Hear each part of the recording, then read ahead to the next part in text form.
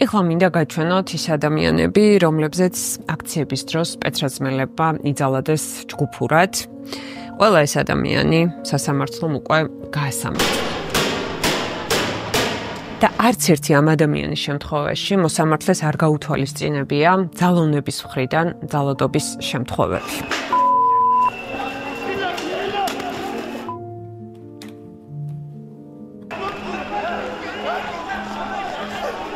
და ახლა მინდა გაჩვენოთ მოსამართლეები, რომლებმაც ეს ადამიანები გაასამართლეს, ანუ ადმინისტრაციული წესით განიხილეს მათი საქმეები და მინდა რომ სახელები და გვარებით გითხრათ აი ამ მოსამართლეების ვინაობები. ეს არის ლელა მილდენბერგერი, საქალაქო სასამართლოს მოსამართლე.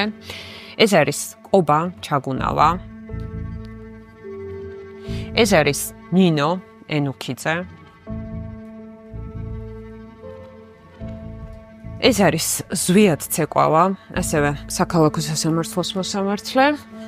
ეს არის მანუჩარი ცაცუა და ეს არის ლელა ცაგარეიშვილი. ყველა აი ამ მოსამართლემ 28 ნოემბრიდან მოყოლებული განიხილა აქციაზე დაშავებული ნაცემი ადამიანის საქმეები, ადმინისტრაციული წესით დაკავებული ადამიანების საქმეები და ყველა ამ ადამიანს, ანუ უკან ვისაც ხედავთ დაზარალებულს და ასეთი კიდევ ასობით ადამიანი არის მძიმე დაზიანებებით, ან ადმინისტრაციული პატიმრობა მიუსაჯა, ან დააკისრა ჯარიმა, ან სიტყვიერი გაფრთხილება მისცა. პროცესზე ასამართლებენ ადამიანებს სახისძვლის მოტეხილობებით, ტვინის შერყევებით და სხვა მძიმე დაზიანებებით, ძირითადად სახის არეში, თუმცა თითქმის ერთი თვის განმავლობაში არ ყოფილა ერთი პრეცედენტიც კი, როდესაც მოსამართლეს აქციაზე დაკავებული სასარგებლოდ გამოეტანა გადაწყვეტილება, სამაგიეროდ არ ვიცით არანაირი გამოძიების შესახებ, რომელიც სპეცრაზმელების წინააღმდეგ დაიწყო. 6-ვე ეს მოსამართლე 15 ნოემბერს ესტონეთის მთავრობამ ქართული ოცნების სხვა მაღალჩინოსნებთან ერთად დაასანქცია. ამ ვიდეოში მინდა მოგიყვეთ ამ ნაცემ და ზოგ შემთხვევაში ნაწამები ადამიანების სასამართლო პროცესზე, მოსამართლეებზე, რომელიც რეჟიმმა მიუჩინა აქციაზე ადმინისტრაციული წესით დაკავებულ ადამიანებს და იმ მოწმე პოლიციელების ჩვენებაზე, რაც ერთადერთია, რასაც დღეს საქალაქო სასამართლო ეყრდნობა.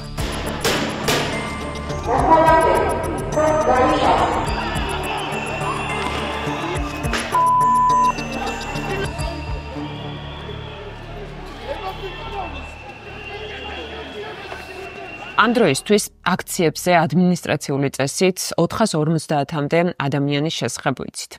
მათგან 300-მდე საუბრობს ძალოვანების მხრიდან არაადამიანურ მოპყრობაზე. 100-მდე ადამიანს დაკავების შემდეგ სამწყობში გადაყვანა დასჭირდა, ისეთი მძიმე დაზიანებები ჰქონდათ მათ მიყენებული სპეცრაზმელების მხრიდან. რამდენიმე მათგანს მოუწია, რომ აი ამ დაზიანებებით ჯერ ყოფილიყო 48 საათის განმავლობაში დროებითი მოთავსების იზოლატორში და შემდეგ იჯდა უკვე სასამართლო სხდომაზე. ეს მაშინ, როდესაც არაერთი ადგილობრივი და საერთაშორისო ორგანიზაციებიც სამართალდამცველების მხრიდან აი ამ ქმედებას ეძახიან წამებას. სპეცრაზმელმა ამომრყა წიხლი სახეში, სახის არეში, ცუგზენი რომელიც ხული გამიწყდა, ჩემს სისხლთან ერთად მოდიოდა შედედებული სისხლიც ხულიდან. მოდელი გამოვლინდა ძალადობის და წამების ადამიანების აბსოლუტურად სხვადასხვა ლოკაციებში. ეს სამარშრუტო ტაქსები თუ მინივენებით, რაც იქვე სამარშრუტო ავტობუსები, რომლებიც სპეციალურად სახელდახელოდ იყო მოწყობილი იმისთვის, რომ გამოცარიელებული, გამოშიგნული სამარშრუტო ტაქსი ხომ არ გვინახავს, გამოშიგნული მანქანები, სადაც ადამიანებს აბავდნენ, რიგ შემთხვევებში ერთმანეთზე იყვნენ მიბჯენილები, ასე ვთქვათ, სისხლის სუნი იდგა ყველა. სისხლის სუნზე საუბრობს ყველა. ეს არის ძალიან მცირე მონაკვეთები იმ ადამიანების მონაყოლიდან, რომელიც აქციებზე დაკავების შემდეგ ჩავწერთ. თუმცა მახსოვს რომ როცა გამიღვიძა უკვე ამ ჩემს საწვიმაში, რომელიც წყალს არ ატარებს, საწვიმანი ლოკურია, საკუთარი სისხლის გუბე იდგა. ეს გამიტეხეს იმდენივე დღეს. აქ ამოვიდა 5-მდე სპეცრაზმელი ამ სამარშრუტო ტაქსში და შუქი ჩაახრეს და დაიწყეს ჩვენი ცემა უკვე ახლიდან. იზოლატორიდან გადამიყვანეს რეალურად მე უდუშაურში. გამსინჯა ექიმმა და დამიტოვეს. ურჩაუში აღარ გამიშვეს, დამიტარდა ოპერაცია. თითის არ დაკმაყოფილდნენ და დაიწყეს ხელის მოტეხვა. რაზეც, უკვე წამების ამბავი იყო, უკვე იმდენად კი უზგრძნობდი, რომ ვიცოდი უკვე საცა იყო, მომწყდებოდა ეს ხელი. მეც ესე უკრიდან მომიარეს და უცებ რაღაცნაირად ესე მწყდნენ და რაღაც წამებში აღმოჩნდი უკვე ალყაში. მაშინ დავიწყეს ცემა. ყოველივე ამის ფონზე დღეს მდგომარეობით დაახლოებით 160 ადამიანია, რომელსაც სასამართლო მან ჯარიმა დააკისრა. ეს საკმაოდ სოლიდური ჯარიმა, $3000 ითვალისწინებს ზოგ შემთხვევაში. ზოგს მისცა ადმინისტრაციული პატიმრობა, ზოგს კი მისცა სიტყვიერი შენიშვნა. ამ დროისთვის არც ერთი სამართალდამცველი დასჯილი არ არის. მაგრამ მოდი ოდნავ შორიდან დავიწყოთ. დღეს მივიღეთ გადაწყვეტილება 2028 წლის ბოლომდე დღის რიგში არ დავაყენოთ ევროკავშირთან მოლაპარაკებების გახსნის საკითხი. 28 ნოემბერს ირაკლი ყობახიძის აი ამ განცხადებას იმავე დღეს სახალხო პროტესტი მოყვა რუსთაველის გამზირზე. 28 ნოემბერსვე ქართულმა ოცნებამ ქუჩაში გამოიყვანა ძალოვანი სტრუქტურები, მათ შორის სპეცრაზმელები ჯგუფურად ძალადობდნენ დემონსტრანტებზე, ჟურნალისტებზე, ოპერატორებზე და ექიმებზეც კი.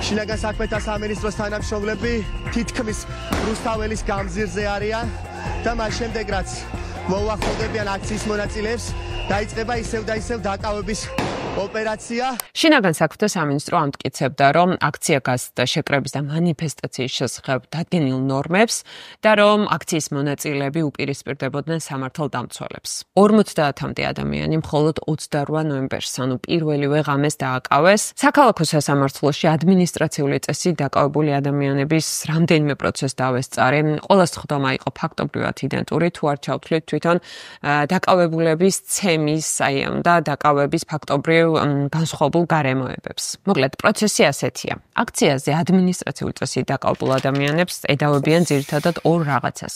ერთი ეს არის წვრილმანი ხულიგნობა, მეორე ეს არის პოლიციისადმი დაუმორჩილებლობა. სასამართლოს ხდომის დარბაზში ერთ მხარეს ის შინაგან საქმეთა სამინისტროს წარმომადგენელი, მეორე მხარეს კი აქციაზე დაკავებული და მისი ადვოკატი. აი ძალიან მოკლედ რომ გითხრათ, რას ამბობს ხოლმე შინაგან საქმეთა სამინისტრო. ამბობს ეგეთ რაღაცას შაბლონურად, რომ ვთქვათ, ამ და ამ დღეს, ამ და ამ ადგილზე მიმდინარეობდა აქცია, რომელიც მოულოდნელად გადაიქცა ძალადობრივ აქციად, იქ აქციის მონაწილეები პოლიციის მისამართით ისროდნენ ქვებს, იყენებდნენ პიროტექნიკას, აზიანებდნენ პარლამენტის შენობას, ან პოლიციის მიმართულებით, პოლიციის მისამართით ყვიროდნენ სხვადასხვა შეურაცხყოფელ სიტყვას და აი ამ სიტყვებს შორის ასახელებენ ხოლმე მათ შორის მოღალატეს, რუს და მონას. აიწყებენ უკვე რუსთაველის გამზირისკენ მოძრაობა. ეს არის დათო ოქრუაშვილი, კიბერუსაფრთხოების ექსპერტი.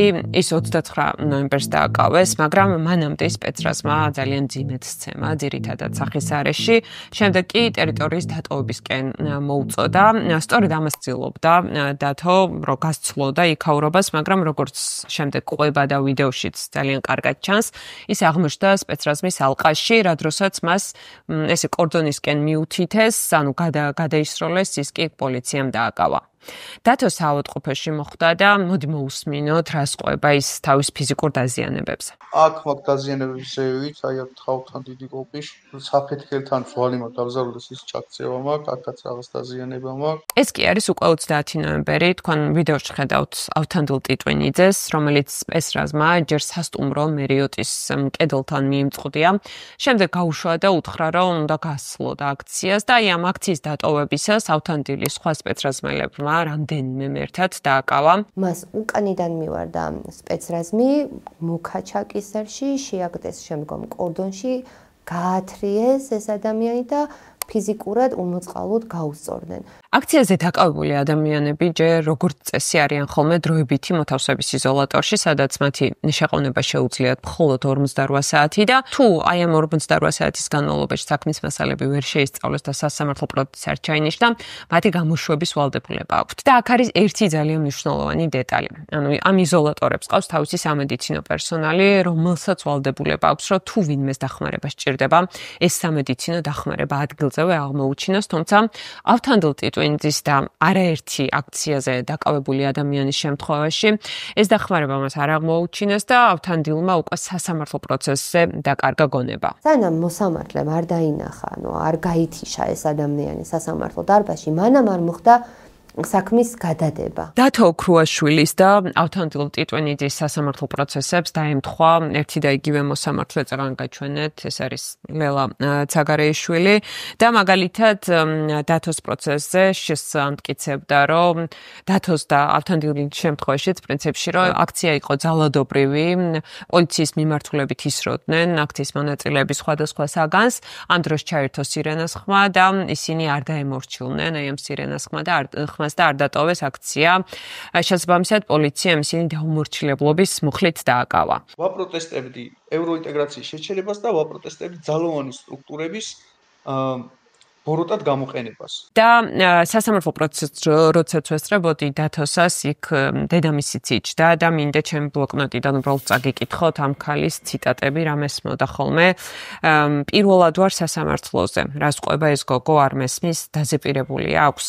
ვინ აქ ნაცემი ჩემი შვილის გარდა. ხო, დედა იყო გაოცებული, იმიტომ რომ რაღაცა წარმოუდგენელ ისტორიას ისმენდა შინაგან საქმეთა სამინისტროს მხრიდან. და რას პასუხობენ ხოლმე თვითონ აქციაზე დაკავებული ადამიანები, მოდი მოусმინოთ დათო ოქრუაშვილს რა მოუყვა მან სასამართლოზე პროცესის დროს.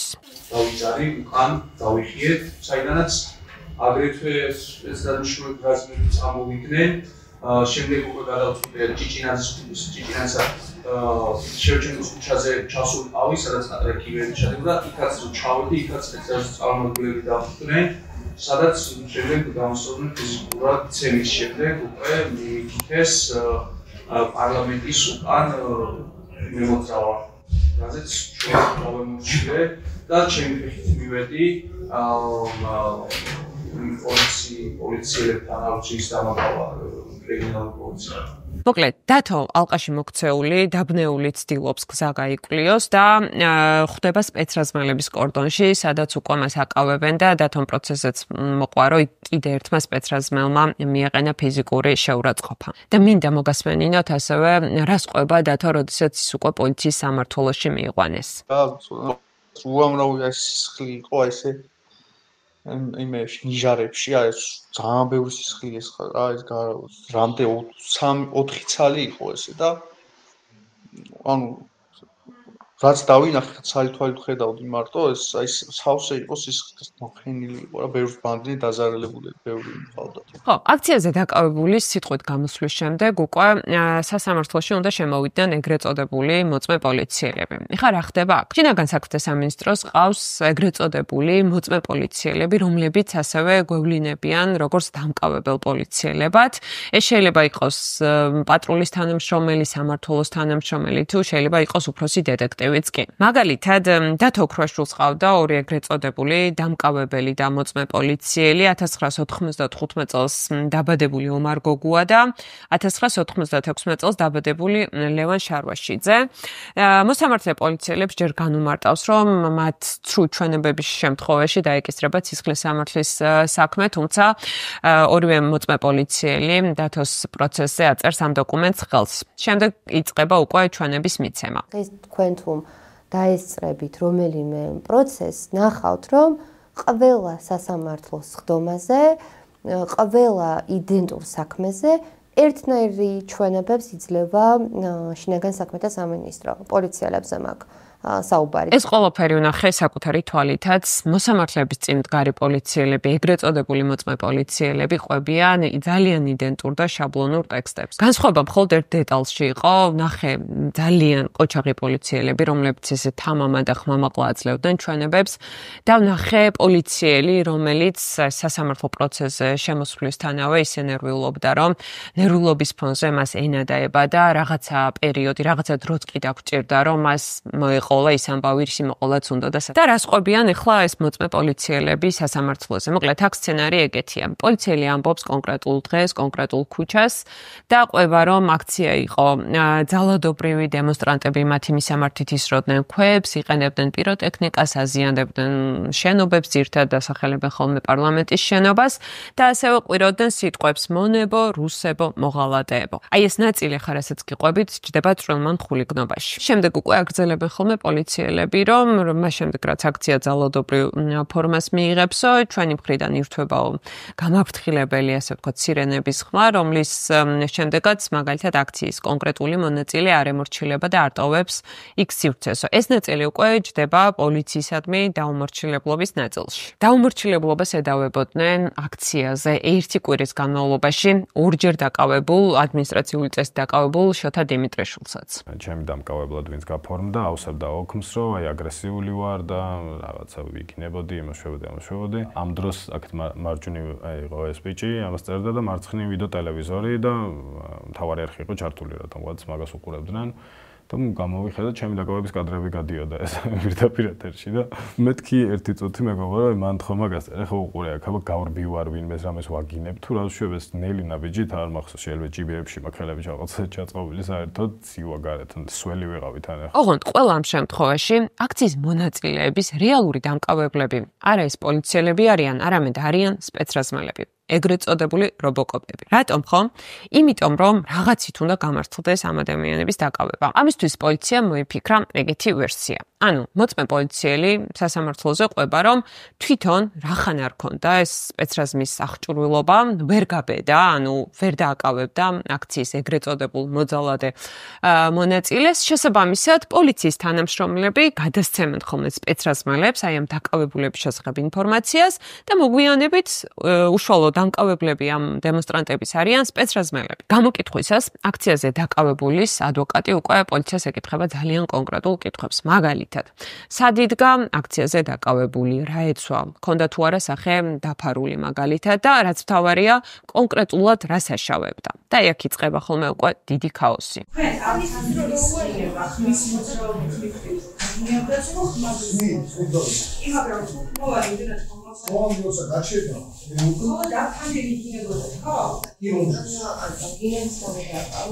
მოგიწოდებენ დედას ვაგინებდნენ რუსო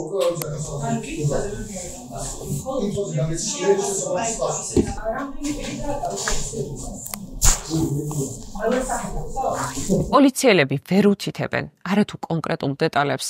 ხანდახან ეს ორი მოწმე, ანუ პარტნიორი პოლიციელის ჩვენებებიც კი ერთმანეთს აცდენილია ხოლმე. თუმცა აი ამ ნაწილში კი უკვე მოსამართლე როგორც კი ხვდება ხოლმე, რომ პოლიციელები ირევიან საკუთარ ჩვენებებშივეც კი, ის ცდილობს რომ მეტი კითხვა აღარ დაისვას. ზუსტად იგივე მოვისმინე გიორგი დავითურის IDFI-ის თანამშრომლის სასამართლო პროცესზეც ის დააკავეს 2 დეკემბრის დილას და როდესაც პოლიციის მოწოდებების შემდეგ ის რუსთაველის მეტროსკენ ცდილობდა გადაადგილებას, აი ეს მოხდა. გიორგი დავითური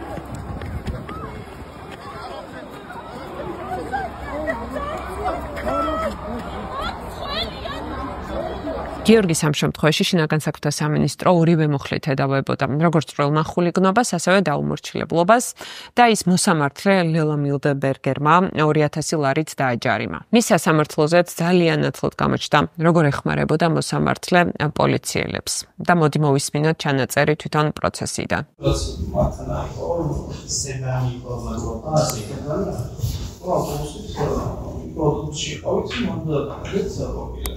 ეს ისტორიის საგარეო პროფესია. მოკლედ, ასე სრულდება ეგრეთ წოდებული მოწმე პოლიციელების გამოკითხვა, რის შემდეგაც სიტყვა ისევ შსს წარმომადგენელს და დაცვის მხარეს ეძლევა, თუმცა შედეგი არის ხოლმე ყოველთვის იდენტური. კითხვები მოსამართლის მხრიდან იყო ძალიან სუბიექტური და გამამართლებელი, თუნდაც ანუ ამართლებდა ამ პოლიციელს რომელიც იყო ვითომ მოწმე. ჩვენ სასამართლო პროცესზე მოყვავს საერთაშორისო პრაქტიკა, საქართველოს ან საკონსტიტუციო სასამართლოს პრაქტიკა, რომ არ შეიძლება მხოლოდ მოწმე პოლიციელების ჩვენების საფუძველზე, სადაც მოწმე პოლიციელი წარმოადგენს შინაგან საქმეთა სამინისტროს, ოქმის შემდგენ ადმინისტრაციულ ორგანოს, აქედან გამომდინარე ეს არის დაინტერესებული მხარე. მხოლოდ დაინტერესებული მხარის მტკიცებულებებზე დაყრდნობით არ შეიძლება სამართლიანი სასამართლოს პრინციპებით, ასე ვთქვათ, მოხდეს ადამიანის სამართალ დამღებად ცნობა. ავთანდილ ტიტვინიძე სამართლიანი ლელა ცაგარეიშვილმა დააჯარიმა 2000 ლარი. გიორგი დავითურიც მოსამართლემ დააჯარიმა 2200 ლარი. ასევე სიტყვიერი გაფრთხილება მისცა დათო ოქრუაშვილს. საბოლოო ჯამში როგორ შეიძლება სასამართლოში სამართალდამცველებმა, რომლის ორივე სიტყვაში ფუძე არის სიმართლე, ეს ყველაფერი აკეთონ და ეს ყველაფერი იყოს მაგარი. ანუ რანაირად შეიძლება ყველაფერი ეგრე ხდებოდეს. შეკრების თავისუფლება დაცულია საქართველოს კონსტიტუციის 21 მუხლით და არაერთი ადამიანის უფლებათა საერთაშორისო დაცვის მექანიზმით, თუმცა ასეთ სიტუაციაში და ამ ისტორიების ფონზე ძალიან რთულია ახლა ვისაუბროთ რა არის კონსტიტუციური და რა არა. 28 ნოემბრიდან მოყოლებული აქციებზე დაკავებული ნაცემი, ნაწამები, ზოგ შემთხვევაში გაქურდული ადამიანების ისტორიებმა და სასამართლო პროცესებმა განსაკუთრებით დაგვანახა, რომ დღეს მართლმსაჯულების სისტემა არის სრულიად მორღვეული და მოშლილი. და სასამართლო დღეს რეალურად გადაქცეულია ორგანოდ, რომელიც სამართლიანობის და ადამიანების უფლებების დაცვის მაგივრად ხდება იმ რეჟიმის ნაწილი, რომელმაც გადაწყვიტა, რომ ყველა ის ადამიანი დასაჯოს, რომელმაც მის წინააღმდეგ გადაწყვიტა ხმის ამოღება. თუმცა პროტესტი თბილისში და საქართველოს თითქმის ყველა რეგიონში უკვე ერთი თვეა მიმდინარეობს.